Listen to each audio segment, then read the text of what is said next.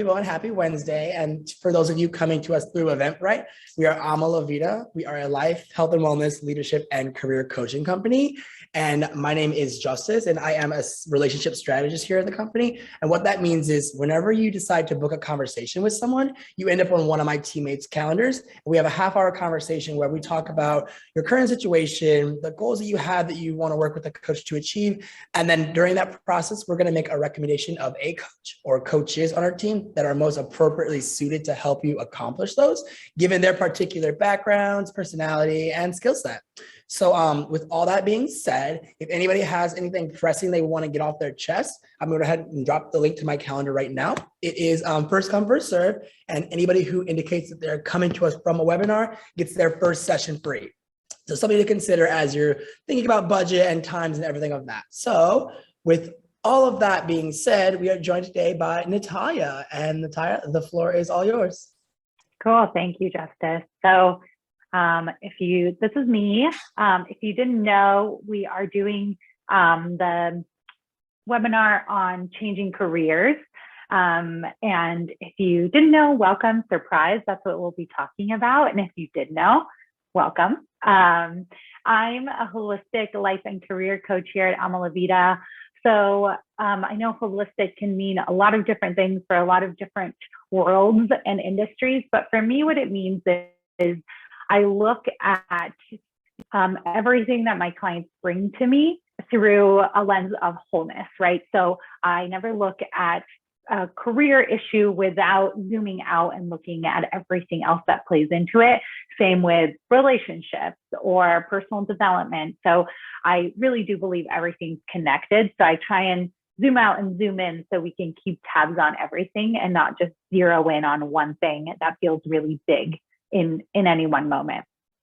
So today we're going to be talking about changing careers and a few steps, a few exercises that I'm going to have you guys do, and just some tips, insights, and ideas to kind of get you to be thinking about the career change or just your career path in a different way.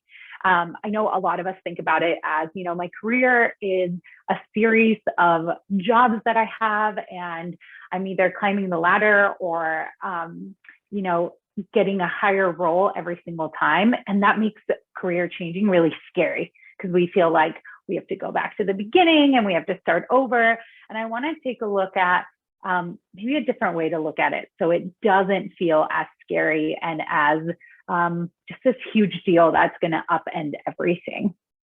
So today we'll be talking about redefining success. I'll have you go through an exercise that I do with all of my clients. So you'll have kind of a taste of what coaching can look like. We'll talk about you and you as a designer of your life and what that looks like and what that really means. We'll talk about the power of networking. And you already have what you need. It's just a new belief. I'm putting it already front and center. So you start thinking about that as you're going through these exercises and what that means. We'll have a question and answer at the end, but I'll also kind of just leave room for questions as we go along, since we will be diving into some exercises. So redefining success. So if you're here, you might be unhappy with your current career. You might be feeling uninspired or unfulfilled. You might be feeling frustrated, lost as to what to do next, or really insert your own feeling or reason here. So there's a reason you're here. And, right now there's 53 of us on this call, and there's probably 53 different reasons. Even though maybe they all have some sort of theme, we're all individuals and we are all here for a different reason. So I want to talk about when we're feeling happy, uninspired, frustrated. There's a lot of talk about, I'm just not succeeding, right? Or I did all the things that I thought were success and I'm still not happy. So what's going on here? I thought I was supposed to be happy. So I want to talk about redefining success and what success means. So whether we're aware of it or not, most of us have a definition of success that was given to us by our families, our society, our culture, and our personal experiences that we've had throughout our lives, right? So we've learned certain things through these relationships, through these experiences that we've had that have shaped what success means to us. And I always love to use this graphic from Liz and Molly. They're organizational psychologists, and they work a lot in the idea of mindset and emotions when it comes to work, when it comes to your professional life. And this is always a good example that I use with my clients of, this is a way that you could have been taught to measure success, right? So again, this isn't the only way that we've been taught. This is, I think, very appropriate to maybe some of the society and culture that we're used to here in the US. Like, you make a lot of money, you have a really good job title, you should have it made, that's success, right? But what we start to notice is that there's plenty of people that have that great salary and have that really high job title. They still don't feel successful, or they don't feel happy, and they're burnt out, stressed, all this stuff. So what that shows us is there's probably a better measure. And here they show an example, but I think this can look different for everyone, right? Maybe it's not even these categories at all. It's your own category of what you would put in there to measure success. And I really like the idea of a pie chart, because the bigger slices are more important, or they have a little bit of a heavier weight when you think about success. And the smaller ones might be places that are flexible, right? So for this one, if you like what you do, maybe your job title doesn't matter as much, right? Because as long as you're liking what you do, but it still matters a little bit. So we all get to have this own recreation of our measures of success. So what I want to do now is just go through an exercise. So nothing is inherently wrong with the definitions we've been taught by our family, by our society, but for many of us, they just don't feel very aligned. Some of us don't even really know what they are, or why we carry them with us, or why we even learned that that was success. So what I want you to take some time, and we'll just do 5 minutes in silence. I would sing for you if I was a good singer, but I'm not, so I will save you that. But just take 5 minutes to create your own pie chart. So if you have a piece of paper and a pen or a pencil, just draw a circle and start to write out what would be in your definition of success that you've learned from your family, your society, your culture, your experience. So just take a little bit of time and think about that. What would be in there? And as you write, I just want to share a couple ways that this can show up for us, right? So you could have explicit ways that you've been taught is something that's really clear with no vagueness or ambiguity, right? So for example, your parents, when you were growing up, told you to be successful, you had to be a doctor or a lawyer, that's it. That's a very explicit measure of success. So think about, are there any of those that you carry with you? And then there's also implicit measures of success. So this is something that's just understood, even though it might not be described clearly or directly told to you. So it's usually through experiences, through assumptions that we make. So an example of that is everyone in your family goes to college, gets married, has kids, has a corporate job and a house. So you assume that that's just what's expected of you. It's what you're supposed to do. And that is what success is based on your family or the culture that you grew up in or the experiences that you've had. So take a couple more minutes now that you have those examples to think about what are those measures of success that you've learned about. And if you feel like you've gotten somewhere, I would love to see some of those in the chat if you want to share. If not, just keep them to yourself. But just take some time to think about it.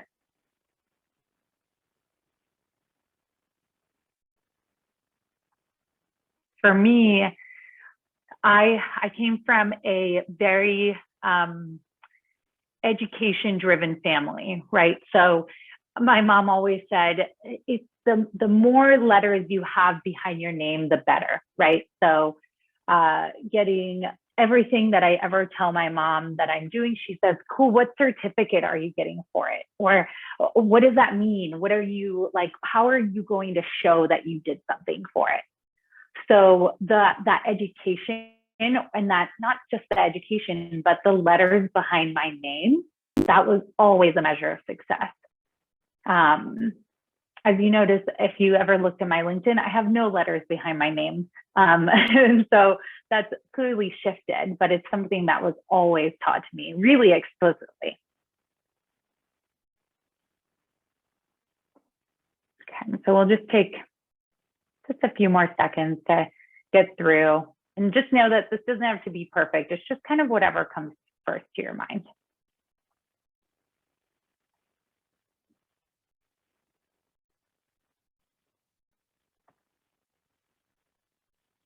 Okay, so now that you have that, we're going to identify the measures of success that you want to create as your own. So now that you kind of can look at, okay, this is what I've been taught, and maybe this is a lot of what my career and my life up to now has been guided by. I want you to think about those moments of tension, or the things that you're realizing now that maybe don't really align with who you are. So some of them may stay the same, right? And some of them may be totally different. Like for me, financial independence was always a measure of success through my family. And I actually still agree with that. And I still feel like that is a measure of success for me. So it doesn't have to be like, I hate everything that I've been taught and I'm going to do the opposite, but it's just about being able to analyze which one of these are still align with me and which ones don't. So I want to take a little bit to create your own experience. What's important to you in your life? So I know success, sometimes the word just means achieving goals and getting things done and having lots of things to show that you're successful. But I want to offer you a different definition. So as you're thinking about these things, success is when you feel most at peace or aligned, content, or full in your life. And when you're looking at it, I want you to take a look at your whole life. So not just at what does it mean to be successful in your career, but what does it mean to be successful in your life? What do you have time for? Who do you spend it with? Where do you live? What do you prioritize? And remember, again, this is a pie chart. So start to think about what are the biggest pieces of the pie chart? And then what are the smaller ones?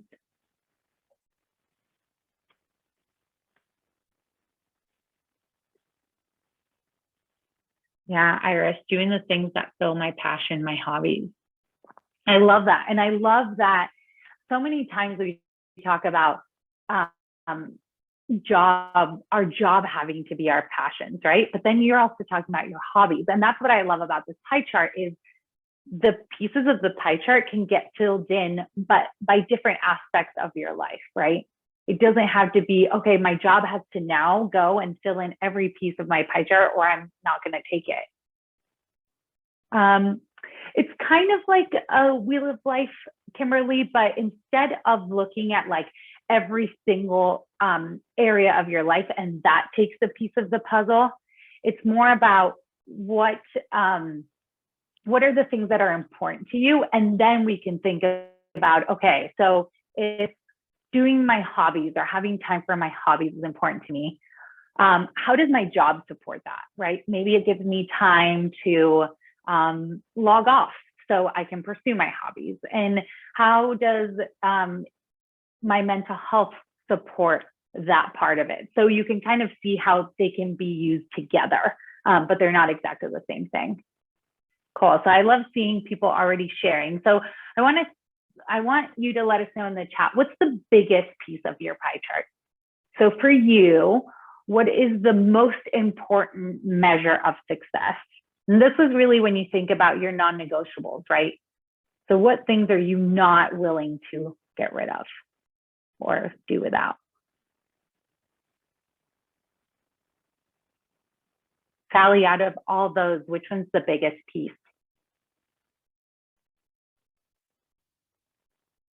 Happiness. I love that happiness is directly tied to your family time and significant other, family, physical and mental health. Cool. I love that. Lots of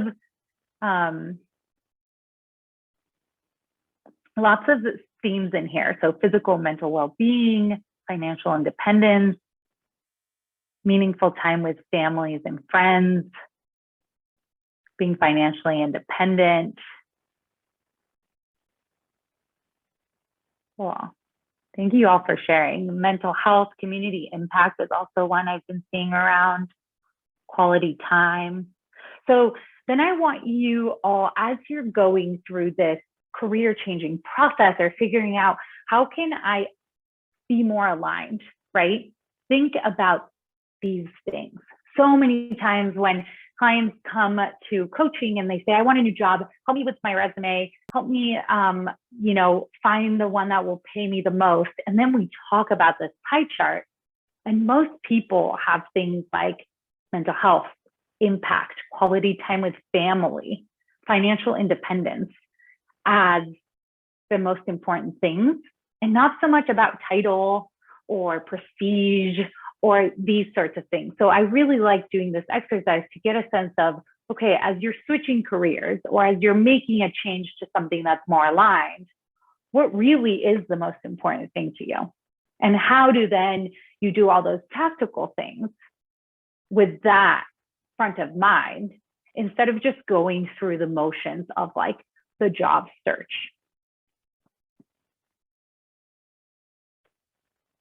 So after you've identified this, I want to talk about you as the designer and what that means. So have you ever thought, raise your hand, your virtual hand or your physical hand, if you've ever thought, if I just had my dream perfect job, I'd be happy. Yep, I definitely have. Come on, everyone knows it. Don't be shy. See a lot of hands there. So this thought is so common, as you see by all the hands that are up there. And that belief, I think, gives any one job way too much power, right?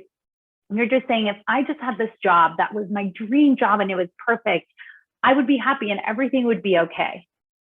So we have all these expectations of that job to give us our happiness, give us our joy, give us our sense of fulfillment. And taking the role of designer, what I hope to do with kind of that perspective is to give you some of the power back, or to empower you to take it back, so you can have a little bit more of an active role in your own happiness, in your own fulfillment. And a job is a tool to get there, but it is not the thing that gives you that. So I want to do a little exercise that I can't take any credit for, but one of our coaches, John, taught it to me when I started here, and I love doing this. And it's the 3 wishes exercise. So I want you to take your current or most recent job as an example and pretend that you meet a career genie that can grant your wishes, and change 3 things about this job that would make you stay, or maybe that would make you not leave. I want you to think about, what 3 things would you change? And again, as a reminder, I want you to look holistically, zoom out, and just think about, yes, things that are directly about the job, right? Like your relationship with your boss, or how much money you make, or where your office is, or how you spend your days. But also think about the things that you mentioned in your pie chart, quality time with your family, community impact, what would have to change about your job, whether that means you spend more time at it and it gives you something, or you spend less time at it and you can prioritize other things. What are the 3 things, and you can only choose 3, that you would change? And you can share, you can keep it to yourself, whatever feels right for you. Workload, keep saying workload, amounts of travel, clear meaning of the work. Iris, relationship with your boss, location, and advancement. So seeing that growth happening.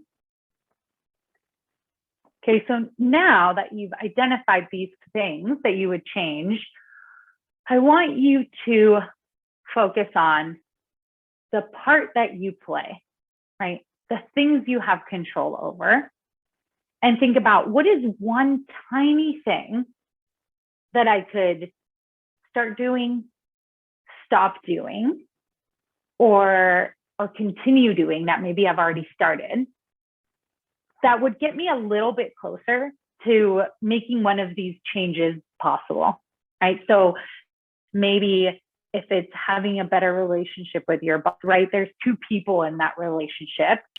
What part do you play? And what's a tiny thing you could do? Or if it's, when you think about things being more meaningful, or spending less hour at work, right? Like a lot of the times we say, oh, it's my job is making me spend so many hours at work and I'm exhausted. And sometimes, yes, that's true. But what I want to focus on is, what are the things that are within your control? And what's the one tiny thing you can start doing or stop doing tomorrow? So your job doesn't change. There's no magic wand, but what's one thing you can do?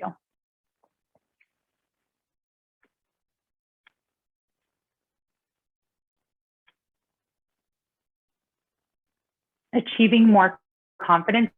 So yeah, I want you to think about, what would that look like? What's an action that you could take tomorrow to help you achieve more confidence? That can be as little as, how do you talk to yourself in the morning before you go to work?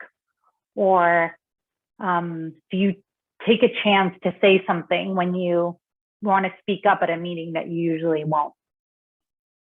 Okay, so I see designing my own project and running with it. Better boundaries, saying no. Kelly, that's a huge one. We so learn that saying no is a bad thing, and we feel guilty. So how can we practice that in small ways? So then with the bigger things that come up, it's like muscle memory, and we're already used to saying no. Iris, realizing how much you're grateful for. Yes, saying no is a big one. Cool, thank you for sharing. Okay, so then the next one is, we'll talk about the power of networking. And usually when I say networking in my client sessions, I see like a physical reaction in my clients that is usually not the most positive. So if you're all feeling that way, and I can't see you, but if you've like recoiled in your seat, I want to offer maybe a different type of language to think about networking and what it means. I think networking has this connotation that it's a means to an end, and that end is to get a new job. And that for a lot of us feels really inauthentic, or a kind of performative in a way. So what I want to look at this as is the power of community building. And, you know, I said this at the beginning, I never focus on just one thing. So I never look at networking as this is really what you get out of it. It's just that you get a new job. So really zooming out, and how do I build a community that supports me, going back to that pie chart, of feeling at peace, of feeling successful in my life. And yes, maybe that is networking to learn about a new job or a company or something that you're wanting to switch into. But sometimes it's, how do I build a community of people that I can commiserate with and talk about things with and share my struggles? and learn from. And that's really what this is about. So what does it mean to build a community? What are some ways we can do that? So first, talking with friends and family. I'm always so surprised at the surprise of my clients when they say, you know, I really wanted to, I want to see what it would be like to be a toy designer. They're like, but I don't know anyone who's a toy designer. I'll never know them. And they just tell their friends and family, yeah, I've been thinking about maybe looking into toy design. And they go, you know what? My cousin's girlfriend's sister is a toy designer. Why don't you talk with them? And it goes from you feeling like you are the only person in your entire world that would want to do this crazy idea to, oh, it actually turns out there's someone that you know directly that is doing this thing already. And if anything, that at least makes you feel a little bit less alone. But it also makes the community building a lot easier, right? It's not reaching out to a total stranger. There's someone there that's helping facilitate that connection. So part of community building is engaging with your community, the one that already exists, the one that you trust, whether that's friends, family, or both, and seeing what builds from just sharing that.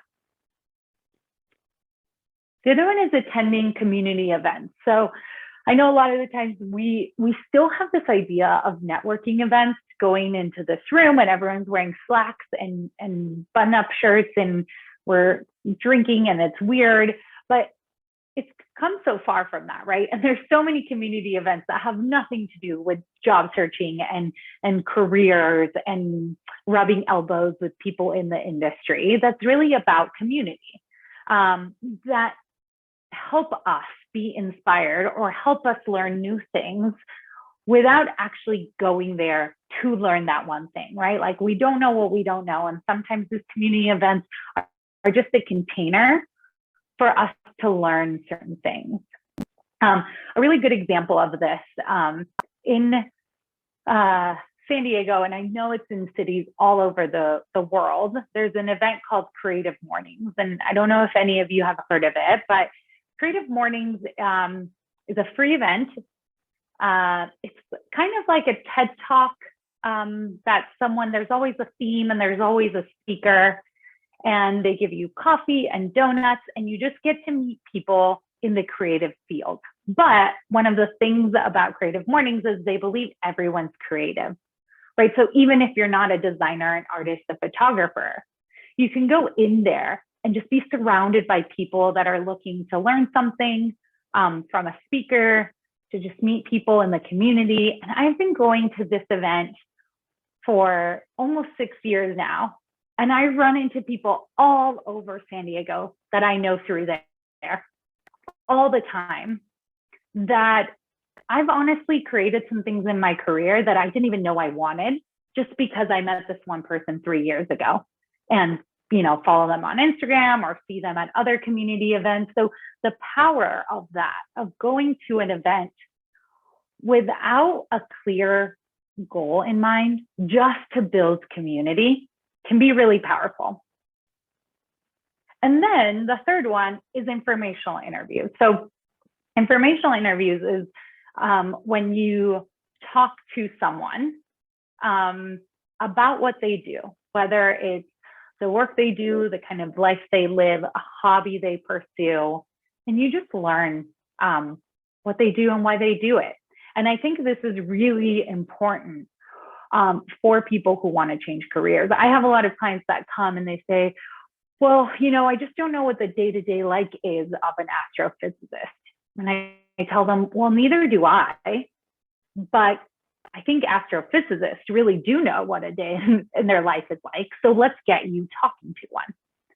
And one of the things that comes up the most is, well, I don't really know if that's what I want to do. I'm not exactly sure. That's it. So maybe I shouldn't talk to anyone. So I want to offer a mindset shift. And encourage you to get more comfortable with creating a statement that instead of when you're talking to friends or family or going to events or seeking out informational interviews, instead of having to have the perfect elevator pitch that is, here's what I've done, here's what I want to do, this is who I am, I want you to get comfortable with the sentence, I am in the process of. Truly, we're all in the process of something, right? Even if we know exactly where we want to go, most of us are in the process of getting there. So what I want you to think about, it can be now or it can be later when you have some quiet time, is what are you in the process of?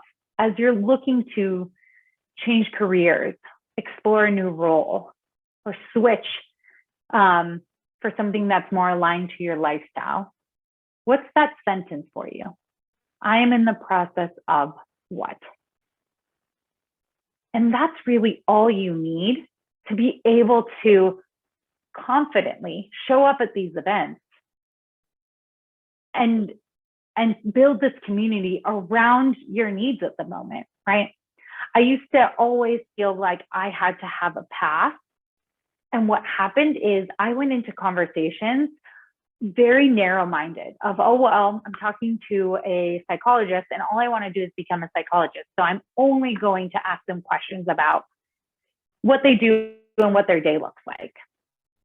But because I didn't allow myself to be in the process of not knowing, of not really being sure what was next, my questions were really limited.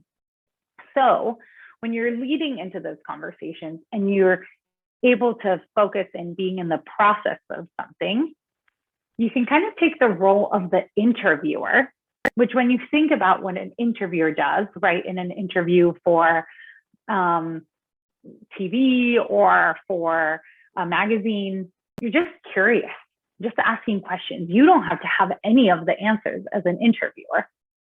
So really thinking about what do you want to know about them? Is it something about their role that interested you or you're curious about? Their company, the skills needed for a certain industry?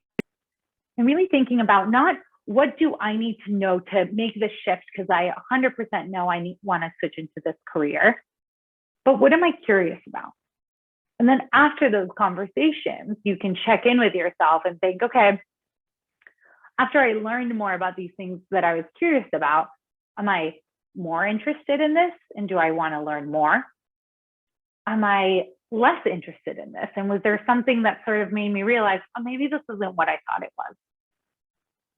And if you have adopted that thought of I'm in the process of something, then having an interview or a conversation that makes you feel like you're less interested isn't a failure, because you're still achieving going through this process. But if your only goal is, I just want to switch to this one job, and anything that tells me that maybe it's not a good match, I'm just going to push through it anyways. In a year and a half, when the dust settles, you'll be back here at the same webinar figuring out how to transition into something else. So how can you lead with this open curiosity so you take the time to really align with what's important to you?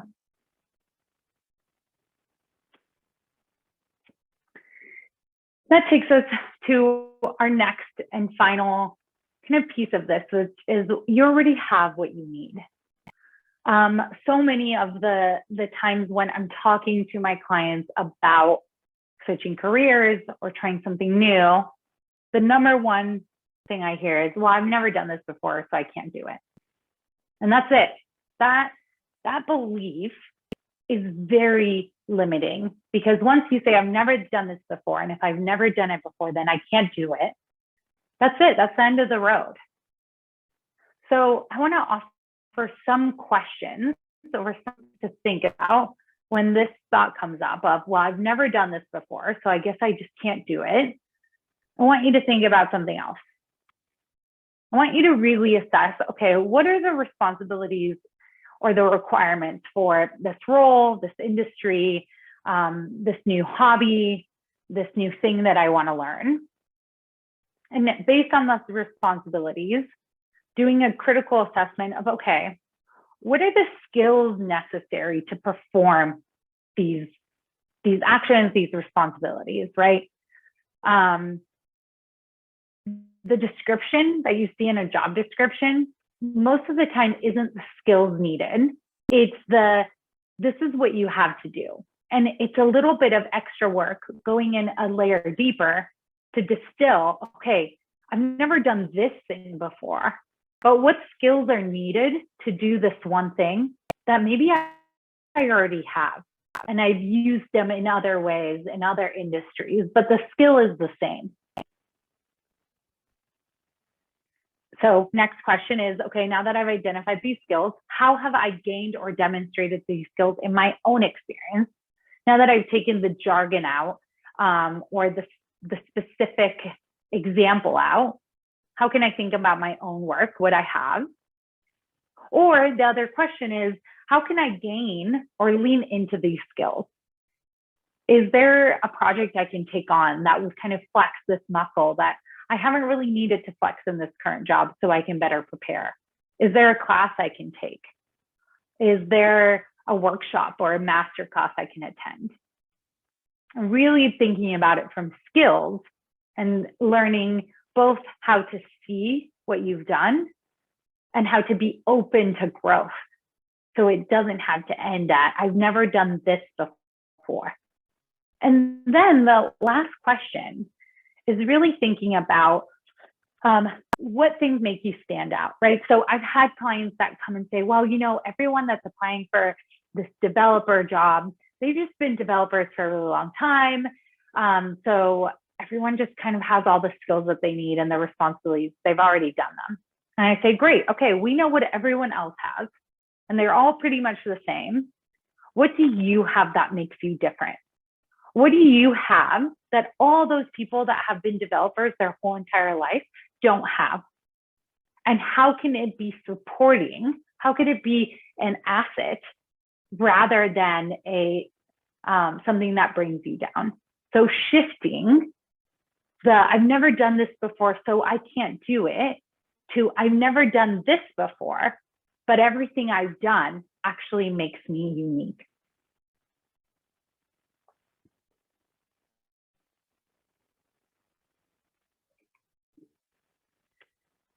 And I want to just close off and share something that I got in a newsletter recently. It's not called an ode to small steps, but I named it that. It's from a writer called Young Pueblo, because I know the career changing process and the exploration can get really, really overwhelming. And we feel like we have to take huge leaps and make really loud noises as we're doing this. And we forget to notice the small things that go into it that really matter. So I want to read what he wrote because I think he said it better than I can. It says, our society glorifies speed, big leaps forward, and meteoric rises. But reality usually moves at a slower pace, especially when it comes to personal transformation. Every day doesn't have to be a big win for you to end up in a thriving and beautiful place. Transformation isn't a smooth process. Cloudy days are bound to happen. Setbacks are natural. Down moments are expected. But in the end, small steps will get you to where you want to go. Evolving into a new you is a slow and intentional process where you essentially have to build new habits that you need to live a more peaceful and fulfilling life. Teaching your mind to move into a new direction will take repetition and time.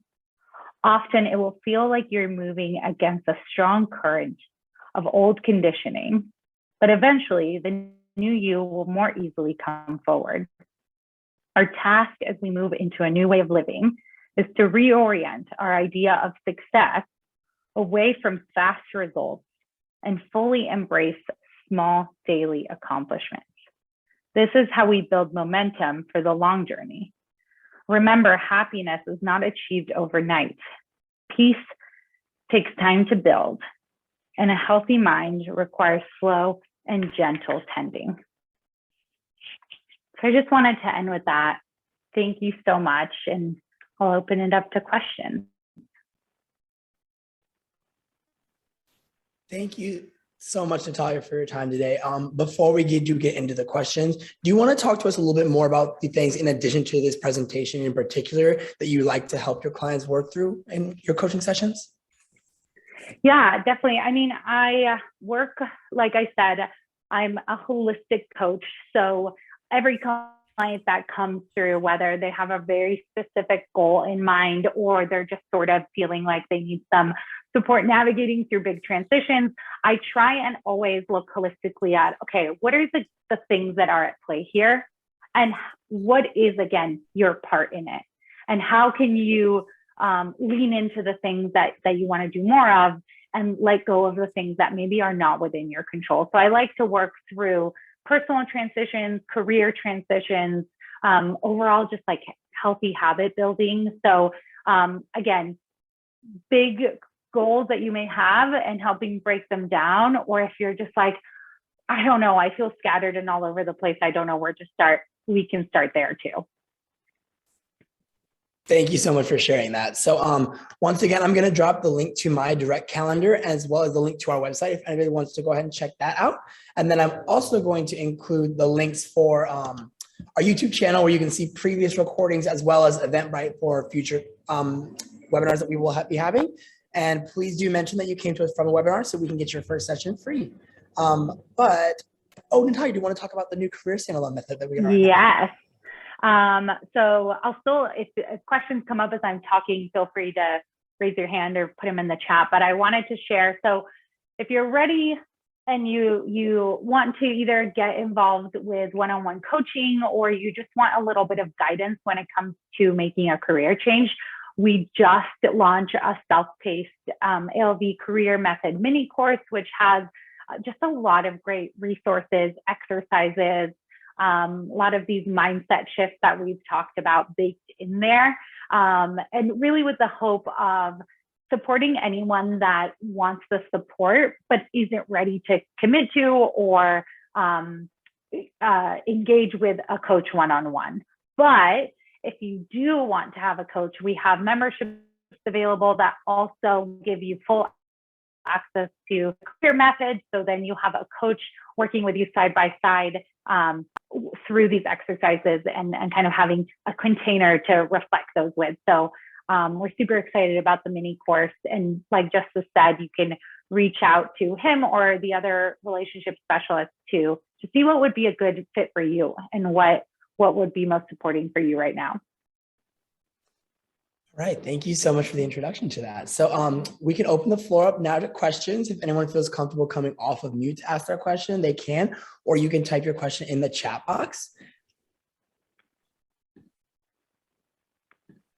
So while we're waiting for that, I actually was emailed a question. So the question that was emailed says, how does an older graduate, I'm in my late 40s, with only an associate's degree, get your foot in the door for job candidacy, especially with computer algorithms kicking you out before humans can even see your resume? That's a huge question to try and answer like this, also not knowing your background and everything. But I think really going back to that slide about, I've never done this before, so I can't do it. Going through the job descriptions and assessing what skills you do have and what experience you do have that would support you. And then as far as like the applicant tracking systems, it's really just keywords and finding out what keywords are they using and how can I match those keywords? How can I use their own language to kind of get through the robots that are scanning this through? So I think those two in conjunction of acknowledging and seeing what skills you have and then borrowing language from certain job descriptions or certain industries to kind of speak that language as well is a good place to start. And I have to say, networking, community building is huge when you're feeling like you're struggling getting through that internet black hole. Meet people, get in that community you want to be a part of and start talking about yourself there and what you're going through. with actual humans. And then there was one more question that was emailed to me, and it says, what are some ways to briefly explain transitional skills that are relative but cannot be using the job description's actual verbiage? What are some ways to talk about them? Yeah, without using the same words from the job description, or what are some tactics around that? If it's not possible, well, I think I would always try to figure out how you can use certain words. So is there something, not to say like, oh, lie and say you have people management experience and you don't, but thinking about what are the words that come out the most. So I really like using word clouds. So you can see like, what are the actual words that are used there a lot? And how can I talk about what I've done using those words? So maybe that means uncomfortably shifting how you talk about your work to fit this other language of a new industry. But word clouds are really good at highlighting what words are actually being used a lot instead of relying on you to like narrow down on a word, because we tend to narrow down on the things that scare us the most, of like, there's this one word and like, there's no way I can put that in my job description. And maybe that word shows up once and it doesn't really matter. So using a word cloud, I think, can be really helpful in pulling those out. All right, thank you so much. Does anyone else have any questions that they'd like to ask while we have Natalia here? Hi, Dan. Thanks for saying that. I just was reading your chat.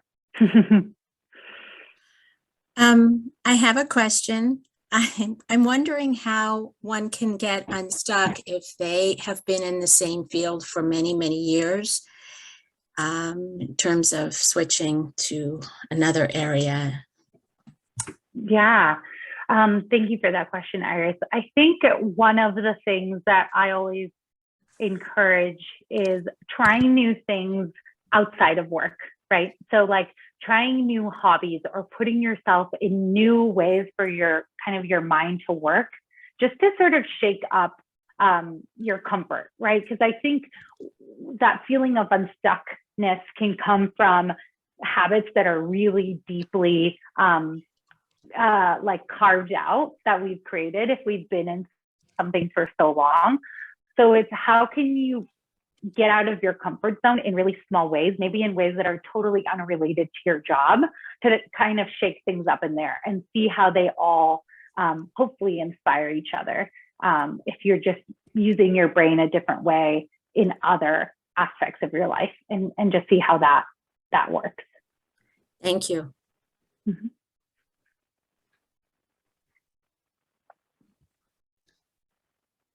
We got one in the chat. How frequent and what is the sessions you attend in San Diego? Is it in is it? Yeah. I can send a link to the it's called Creative Mornings. I can send the link to like the worldwide website, so you can search your own city. It's everywhere, pretty much every major city in the world, and a lot of smaller chapters. It is once a month. And I believe it's the last Friday of every month. So like, for example, the San Diego one, if you are in San Diego, it's this Friday. You can still sign up online. It's at the San Diego Library. Super cool, super fun. If you are in San Diego and you go, I will be there. So look out for me. But I'm pretty sure every city does it the last Friday of every month. That might be different, but that's usually how it is. And it's once a month.